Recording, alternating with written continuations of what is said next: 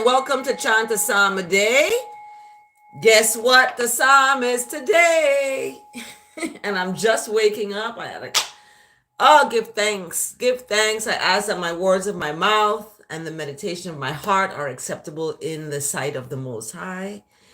Thank you for this psalm. It is one of my favorites. Psalm 27. So Psalm 27 today, it is amazing. The most beautiful psalm I can find to speak of when it comes to explaining the Most High and how that Most High is a light. I will be a light. I will be a light in this relationship that I have with the Most High. And that relationship is first and foremost, because when you put other relationships before that and the relationship does something to hurt you, you're not going to be as hurt because you have put God first. You have put the Most High first. So things that people do is not going to impact or affect you in a negative way because you put the Most High first. And you realize that people are human. They're going to make dumb mistakes. They're going to make foolish choices and make decisions that are not productive for their lives. And when they do that, they affect everybody else around them. So when we're looking at relationships and we're looking at marriage or being in a partnership with someone, find out where their priorities are. Find out if their priorities, you can tell if a person is just about themselves. Are they going to be there for you? Are they going to be there for you even though you may not be living in the same space? But are they going to be there for you? Are they going to be able to put their selfish needs and wants aside and put the relationship that they have with you right there on the side of their relationship with the Most High? Because when you hurt people, you're not hurting the person, you're hurting yourself, and you're being disobedient to God. So I always look at people in relationships who are struggling or having, conflicts in relationships, is because they never had a picture of what a relationship is supposed to be. So they may have grown up seeing relationships where people are taking and not giving. And, it's hard because you find that these are good people, but they're making bad choices. And the choices is not being a team. Okay. It's as if, let's use the example of two children on the playground, and one child wants to go on the swing and the other child wants to go on the slide. And each of them wants each of them to go with them on the swing or on the slide. So what happens in that moment is, does the child put away what they want to go with the friend, or do they just stand and do what they want? They want to go on the slide regardless of who's there. So when you see that interaction with children, and that child can stand without a friend, without, pleasing that friend, they're going to thrive as an independent person. But when you see that child putting aside their needs and wants to please the other person, they're going to be in situations that's going to really hurt them, because they're going to try to please people, and then when they don't receive that same when it's not reciprocated, they're going to be hurt and damaged goods, and they're heartbroken and all this stuff happening. So you should not, put yourself in a situation where you are dependent on someone, especially when you're an adult. You make choices, and some adults live above their means, okay? They're making $1, but they're spending 5. And when that happens, it hurts the person and it hurts the relationship. And nobody wants to be in a relationship where they're not valued. They're not. They don't want to be there. So oftentimes, people, break up or they go their separate ways. And this is what happens. So we have a question before I get to the Psalm. How many years should you date before you marry someone? I would speak of dating someone before you marry them is good, but are you going to know all about them during that time? Right? Seeing and living with someone is 2 different things. So when you live with someone, you get to see where their priorities are. Are they on a video game 24/7 and not in a conversation or communicating with you? What are they doing? So you get to see how a person lives. How are they with their family? Do they put their family before you? What's going on with that? When people put family members before their relationships, there's something that happened in their childhood that was traumatic, that they feel they need to still protect their family members. So they are going to put them first. Whenever you see that happening, there's trauma that happened to them as a child, and they have not matured to the level of being, with a person or a companion, before their family. Their family is their companion. That's their ride or die. And they're not going to put you first. They're not going to value you because they've had that trauma. Either they were molested by a family member, or, some kind of incestual situation happened to them as a child. Sexual abuse and sexual violation of children can be harmful to them as they grow into adulthood, because they're going to have that fight or flight situation with their family members. So their family members could do no wrong because they were wronged as children, and now, even though they do something wrong, they're not going to be held accountable because of the background experiences as children. So how many years? It doesn't matter how many years you date before you marry. You're still not going to know the person. So what I suggest is you move in together and live together for a time to see how that person is. Why should you rely on someone else? Shouldn't you be independent yourself before you get into a relationship? Yes, that's what should happen. The 2 individuals should be independent, and when they come together, there's no need to depend on each other because they're fully independent.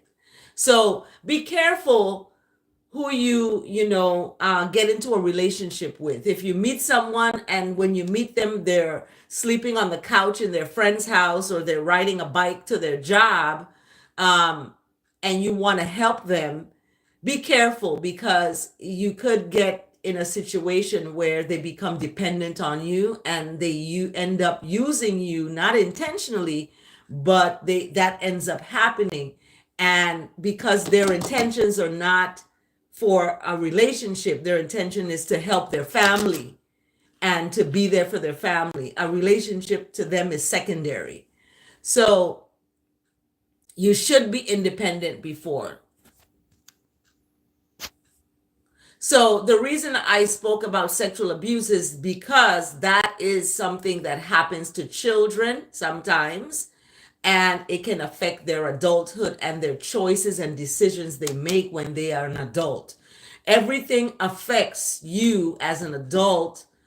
Everything that affected you as a child is going to affect you as an adult. It's going to, is going to impact your decisions. So that's why I brought that up. So let's get to the Psalm. The Psalm today is 27, and Psalm 27 is titled, "The Lord is my light and my salvation. Whom shall I fear?" So Psalm 27, the Lord is my light and my salvation. So how are we going to translate this? We translate this by looking at the Most High as the Lord. So whatever relationship you have with the Most High, get a name, meditate on the Most High day and night to have the name revealed. So the Lord is I and I light and I and I salvation. Whom shall I fear? The Lord is the stronghold of I and I life. Of whom shall I be afraid? So Psalm 1 kicks off with a question. The question is, the Most High is a light and a salvation. So who shall I fear? It's kind of rhetorical, like you should be afraid of no one but doing good, right? Doing good and fearing the Most High. That's all. Other people is irrelevant in terms of being afraid of other folks. So who shall I fear and who shall I be afraid of? Because the Most High is a stronghold in I and I life. The Most High is a light and a salvation. So whom shall I fear? Who am I going to be afraid of? So in the first verse of this psalm, it is signifying a rhetorical question. Okay? And it's stating who the Most High is and what you shouldn't do. You should not fear. You should not be afraid. So in verse 2 now, it goes into what is out there that you need to, that's going to happen, that you may be, you have to have the Most High as a stronghold in your life. Verse 2, when evildoers assail I and I, or assault, come up on I and I to eat up I and I flesh, I and I adversaries and foes, I and I adversaries and foes stumble and fall. So when evildoers assail, and when we look at the word assail, it's to make a concerted or violent attack on. So concerted means you're planning out this violent attack. So when evildoers planning out violent attacks to attack you, to eat up your flesh, this is kind of zombie apocalyptic things happening here, eating up my flesh. What is going to happen? Because the Most High is a stronghold of my life, these are adversaries. The evildoers are adversaries and they're foes, they're enemies. They are going to stumble and fall. Not you. You are going to be standing firm because you acknowledge the Most High as a stronghold of your life. And you are not afraid. When these attacks come, you know that they're going to stumble and fall. And in verse 3, it's even specific in terms of even when an army, this is an army, is a group of folks, camp against I and I, against you, your heart shall not be afraid. You know, when your heart is like, oh my goodness. Even though that happens, your heart is not going to fear. Even though war rise against you, you're going to be assured that you're going to be okay. So verse 3 is specific in terms of the evildoers and the adversaries and enemies. encamping against I, and my heart is not gonna fare. I'm not gonna have a heart attack and pass out. And even though war rise against, I'm gonna still be confident. I'm still gonna be, you know, assured that I'm gonna be okay. I don't use the word confident because con is a lie. Any words that start with that prefix con, I don't use it. So uh, let's look at verse 4. One thing have I asked of the Most High, that will I seek after, that I may dwell in the house of the Most High all the days of I life, to gaze upon the beauty of the Most High and to inquire in the Most High temple. So, this is one thing that is being asked of the Most High, and one thing that's being sought after, to dwell in the house of the Most High. And what is this house? People are building houses, they want houses. What is this house envisioned for you of the Most High?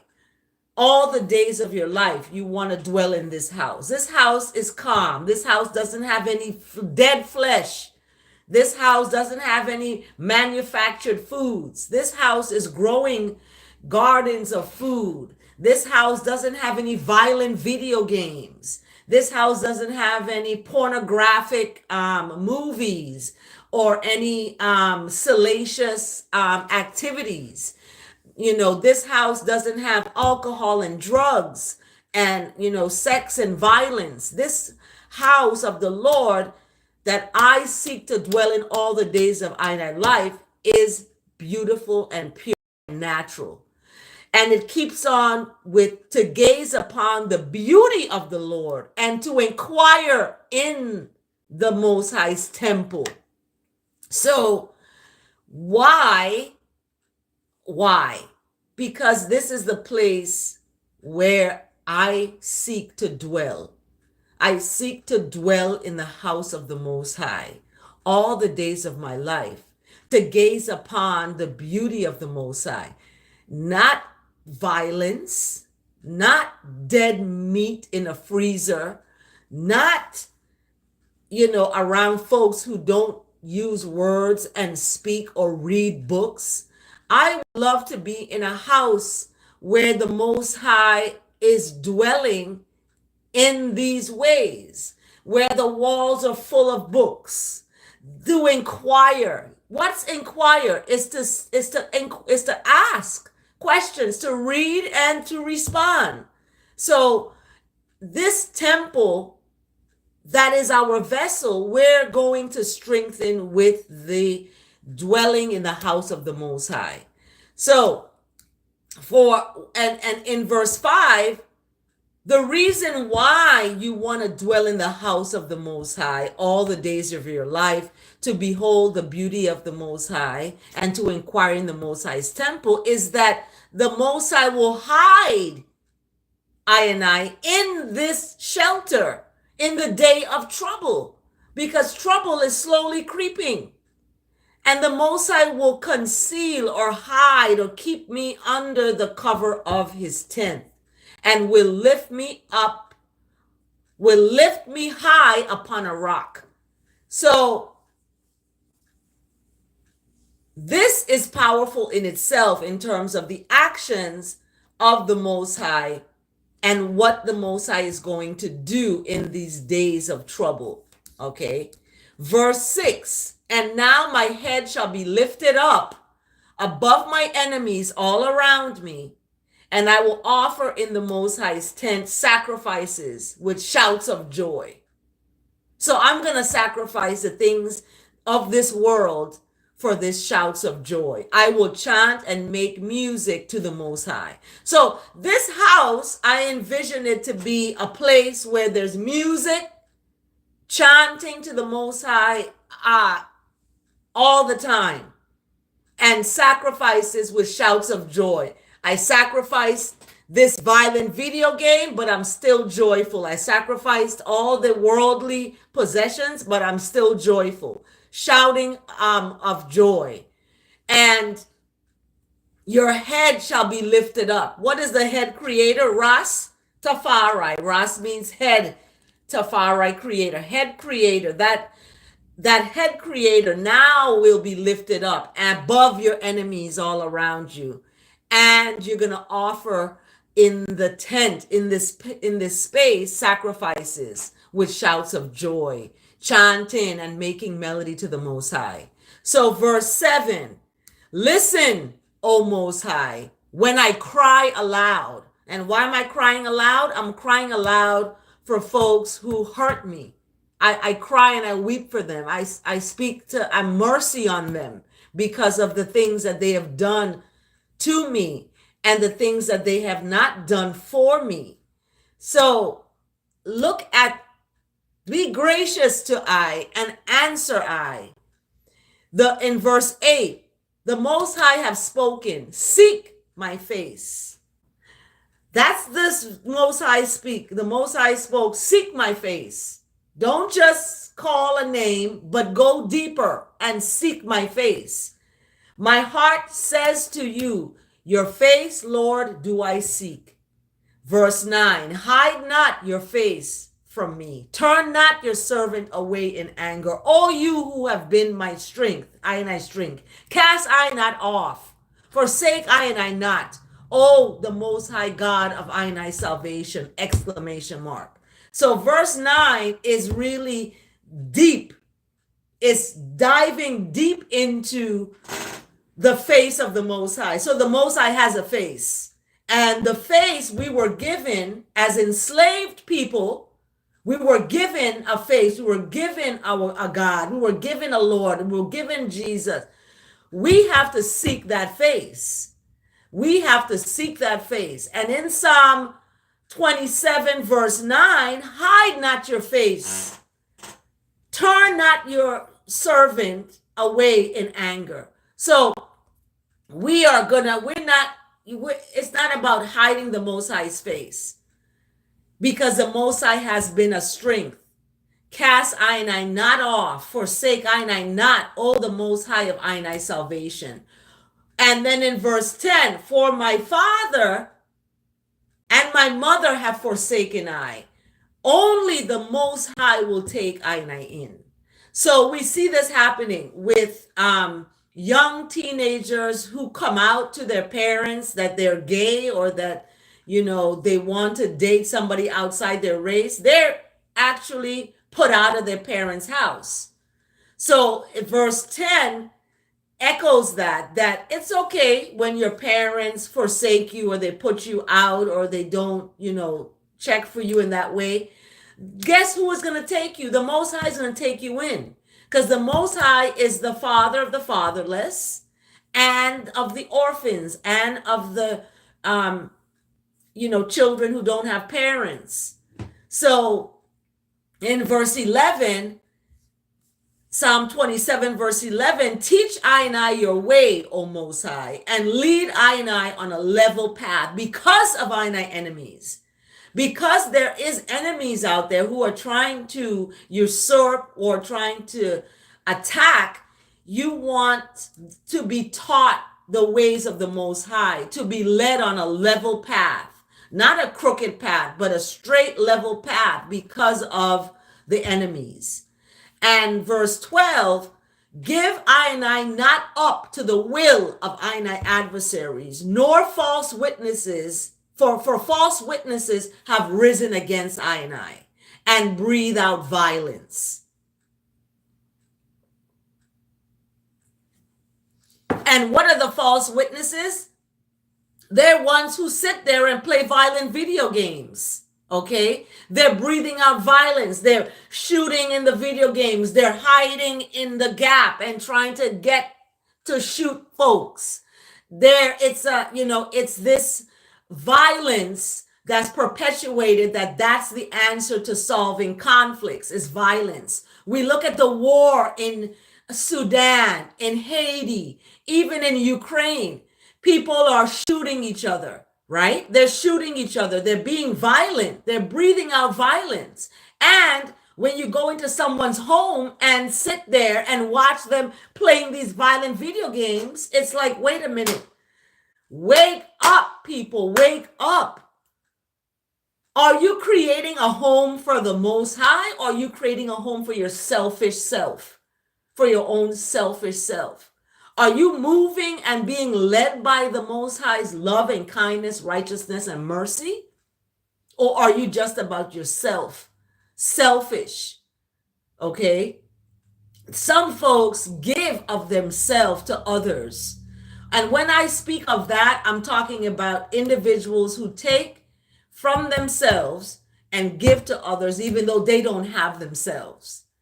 And you would expect that in return. But when it doesn't happen and the person is still about themselves and not thinking, oh, this person helped me, let me help this person because they helped me, you know, that is a person that's selfish. That's really selfish. They're about themselves. They're not about their word. Their word is not their bond. Their word is nothing.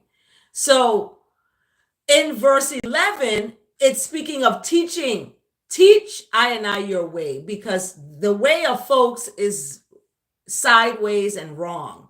Teach I and I your way, O Most High, and lead I and I on a level path because of I and I enemies. Give I and I not up to the will of I and I adversaries, for false witnesses have risen against I, and they breathe out violence. Okay, this is what's coming out of their mouths. This is what's coming out of their hands with the video game. This is what's coming out of them, violence. Okay, and we know that the Lord abhors the violent man, woman, and child. So when you're trying to be saved in the day of trouble and something happens that you're not, this is the reason. You're breathing out violence. You're perpetuating violence. You're teaching violence to children with a video game. Stop it. Like, completely purge yourself of these things. So verse 13, I know that I shall look upon the goodness of the Most High in the land of the living. I'm going to see the goodness of the Most High in the land of the living, even though my close companions or my friends, so-called, are not being good to me, or they're being selfish about themselves and not thinking about the other person. It's okay, because I'm going to look on the goodness of the Most High in the land of the living. Because those folks who do me wrong or who are selfish are dead. They may be alive physically, but they're dead. They're the walking dead. And that's why Psalm 27 verse 13 is talking about in the land of the living. Because in this land, we have some folks walking around who dead. They have died, but they're still alive. Okay, they're still living, but they have no sense of honor or loyalty, or no sense of companionship, or no sense of, no sense of the Most High as the God of your salvation. Other things become their salvation. Okay? And they are forsaking all others for their own selfish needs. And that to me is a sin. That to me is wrong on all levels. Like, when you are just about yourself,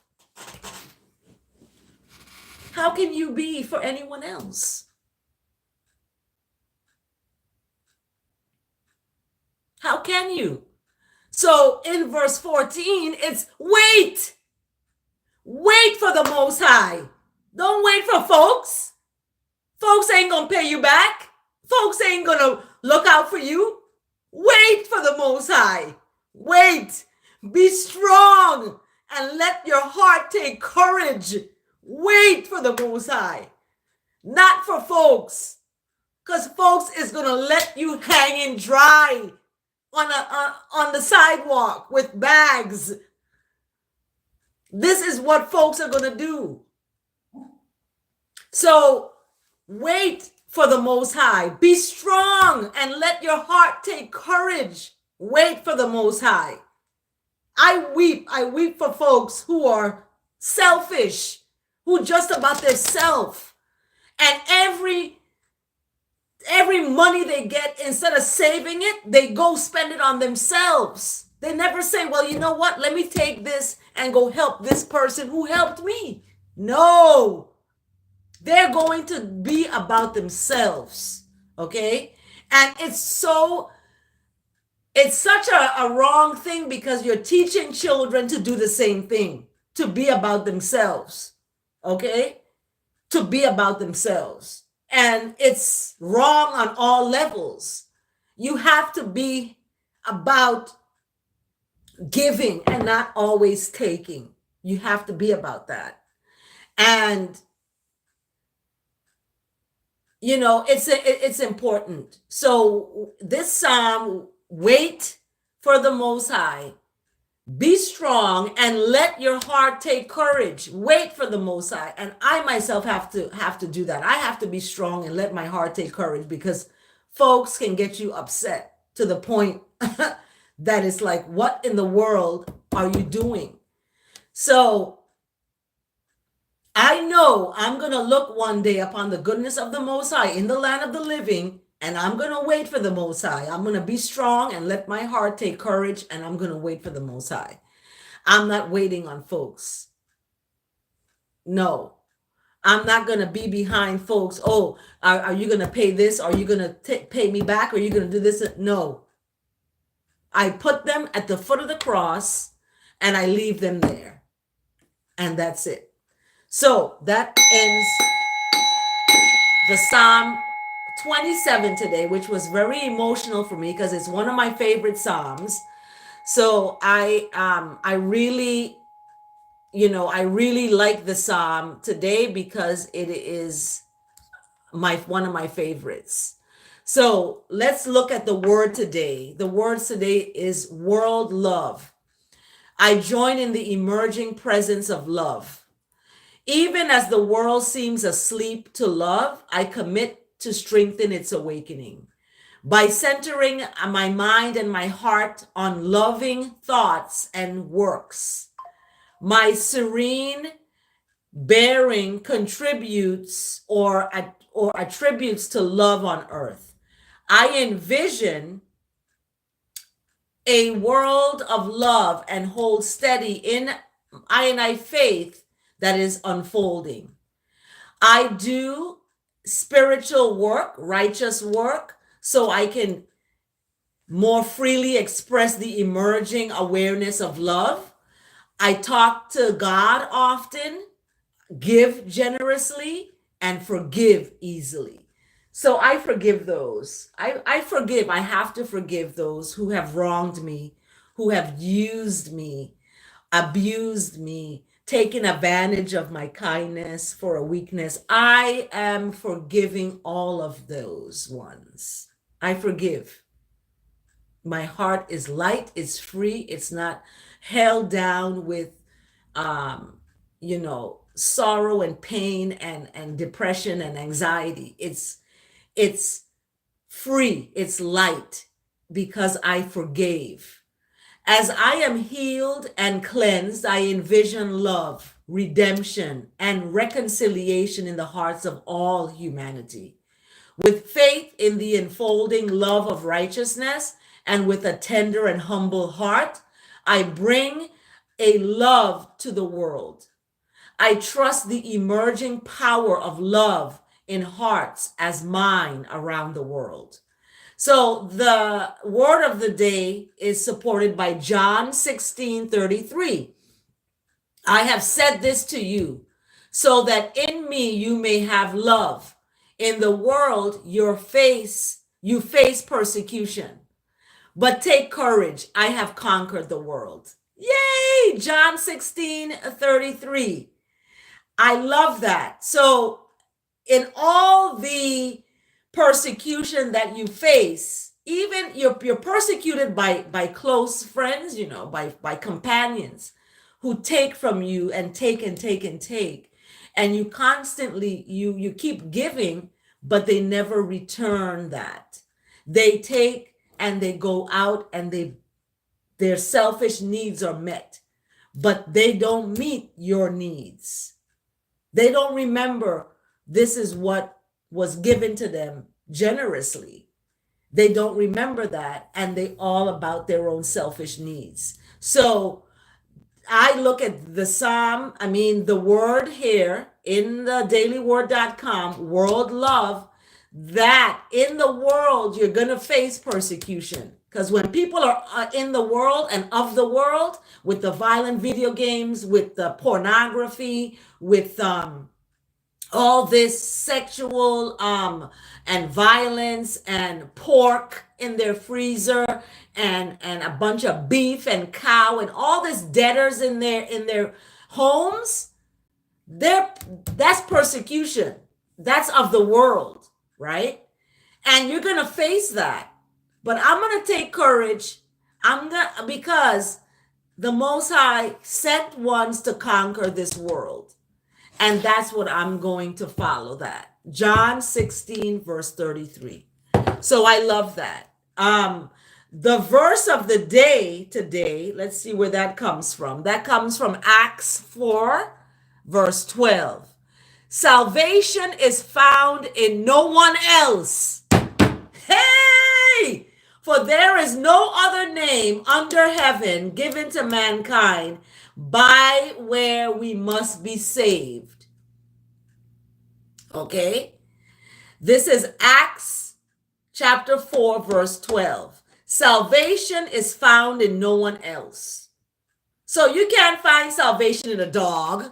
You can't find salvation in a wife. You can't find salvation in a husband. You can't find salvation in a companion or a close friend. You cannot find salvation in no one else. For there is no other one under heaven given to mankind, by that we must be saved. Okay? And that name is love. That name is kindness. That name is mercy. That name is compassion. That name is loyalty. That name is honor. That name is respect. That name is the Alpha and Omega, the King and the Queen, right? That is who that is. So there's no one else that can give you salvation. None. So when you trust in folks and you get hurt, it's because you put your trust in them when you're supposed to put your trust in the Most High. Salvation is of the Most High, is found in no one else. For there is no other name under this beautiful sky given to man and woman and child, by with that we must be saved. So here ends the psalm for today, Psalm 27.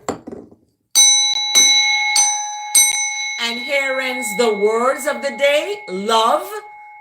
Okay, I join the emerging presence of love. Okay, and the verse of the day coming from Acts chapter 4, verse 12. Salvation is found in no one else. And it's echoed by my dog. So remember, salvation ain't found in a dog. Salvation ain't found in things of this world. It's found in the Most High. So that is what we must seek. Come here. That is what we must seek after. Okay. And I thank you. I'm going to end with Chant a psalm a day as we go to start our day. Have a blessed day, everyone. And remember, always put the Most High first. That's why we call on the power of the Trinity first. Selassie first. That's who is first, the Most High.